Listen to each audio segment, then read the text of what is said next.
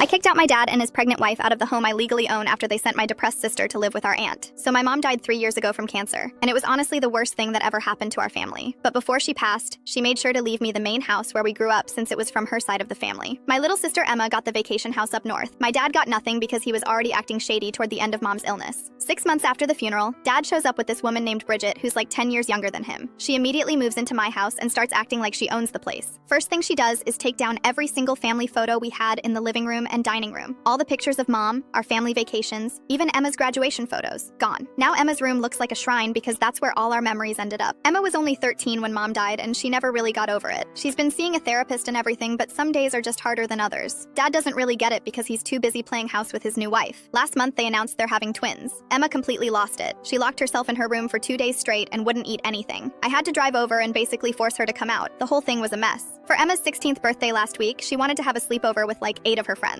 Dad said yes before he and Bridget left for some romantic weekend getaway. The party was supposed to end at midnight, but you know how teenage girls are. They stayed up until like 4 in the morning doing face masks and watching movies. Dad and Bridget came home the next morning around 10 and found all the girls passed out in the living room. There were blankets everywhere, some leftover pizza boxes, and a few makeup containers on the coffee table. Nothing crazy, just normal sleepover stuff. But Bridget absolutely freaked out. She started screaming at Emma in front of all her friends about how disrespectful she was and how she was just like our mom. Then she said the worst thing possible. She told Emma that she was a burden on Dad and that she needed to learn some respect. She literally packed Emma's bags right there and called our aunt to pick her up. Emma was crying and her friends were just standing there not knowing what to do. Dad didn't say a single word to defend her. He just stood there like a coward while his wife kicked his own daughter out of the house. I found out that evening when Emma called me sobbing. I drove straight over to Aunt Lisa's house and Emma was just broken. She kept saying she didn't understand what she did wrong and that she missed mom. It was heartbreaking. The next morning I showed up at the house with Emma's spare key. Bridget was eating breakfast in the kitchen when I walked in. She had the nerve to ask what I was doing there. I told her and Dad they had exactly 1 week to pack their stuff and get out. Bridget started laughing and said I couldn't kick them out of their own home. That's when I pulled out the deed with my name on it. Her face went completely white. She had no idea the house belonged to me and not Dad. Dad tried to argue that I was being cruel to a pregnant woman, but I shut that down real quick. I told him if he cared so much about protecting pregnant women, maybe he should have protected his grieving daughter instead of letting his wife call her a burden. Bridget started crying about how she was 7 months pregnant and had nowhere to go. I told her she should have thought about that before she decided to kick out a 16-year-old girl who just lost her mom. Dad called me a cruel brat and said he was going to fight mom's will in court. I laughed and told him good luck because mom's family already has their lawyer ready to go. Mom specifically wanted me to have this house, and she made sure it was ironclad.